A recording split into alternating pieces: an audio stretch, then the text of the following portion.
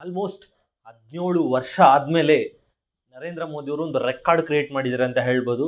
Delhi ಪಾಲಿಟಿಕ್ಸ್ನ result ಬಂದು ಈಗ ಇಂಡಿಯಾದಲ್ಲಿ ಟಾಪ್ ಟ್ರೆಂಡಿಂಗ್. ಆ್ಯಂಡ್ ಇಬ್ಬರ ಬಗ್ಗೆ ಮಾತಾಡಬೇಕು. ಮೈನ್ ಥಿಂಗ್ ನಮ್ಮ ಫಸ್ಟ್ ಪರ್ಸನ್ ಬರೋದು ಧ್ರುವ ರಾಟ್ಲೆ ಅವರು.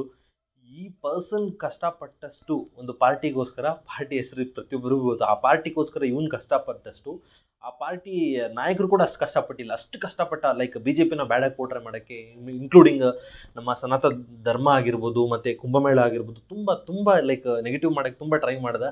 ಈ ಹುಡುಗನ ನೋಡ್ತಿದ್ರೆ ಪಾಪ ಇವು ನಿಜ ಬೇಜಾರಾಗುತ್ತೆ. And one more thing, Rahul Gandhi ಅವರು ಲೈಕ್ ಅವ್ರ ಟೈಮ್ ಸರಿ ಇಲ್ವಾ, ಇಲ್ಲಾಂದ್ರೆ ಅವ್ರ ಲಕ್ ಸರಿ ಇಲ್ವಾ ಅಂತ ಮಾತ್ರ ಗೊತ್ತಾಗ್ತಾ ಇಲ್ಲ.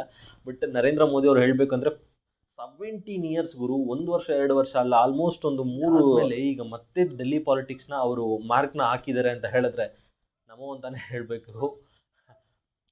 ನನಗೆ ಸೀರಿಯಸ್ಲಿ ಹೇಳ್ತೀನಿ, ಲೈಕ್ ಮಾತು ಬರ್ತಿಲ್ಲ. ಬಿಕಾಸ್ ಒಂದು ಈ ಪರ್ಸನ್ ನರೇಂದ್ರ ಮೋದಿ ಅನ್ನೋ ಪರ್ಸನ್ನು ಅದೆಷ್ಟು ಅದೃಷ್ಟ ಮಾಡಿದ್ವೋ ಏನೋ ಗೊತ್ತಿಲ್ಲ ನಮ್ಮ ಭಾರತೀಯರು. ಪ್ರತಿ ಯಾವುದೇ ರಾಜಕೀಯ ದುಡ್ಡು ಇಲ್ದಿರ ನಡೆಯಲ್ಲ. ಬಟ್ ಹೇಳಬೇಕು ಅಂದರೆ ಇವ್ರು ಬಂದ ಮೇಲೆ 500 ವರ್ಷದಿಂದ ಲೈಕ್ ಸ್ಥಗಿತಗೊಂಡಿದ್ದ ರಾಮ ಮಂದಿರದ್ದು ಪ್ರತಿಷ್ಠಾಪನೆ ಆಯಿತು, 1 ವರ್ಷ ಆನಿವರ್ಸರಿ ಆಯಿತು. ಕುಂಭಮೇಳ 144 ವರ್ಷಕ್ಕೊಂದ್ಸಲಿ ಬರೋ ಕುಂಭಮೇಳ ಅವರು ಟರ್ಮಲ್ಲಿ ನಡೀತಿದೆ. ಇನ್ನೇನು ಬೇಕು. ಜೈ ನಮೋ.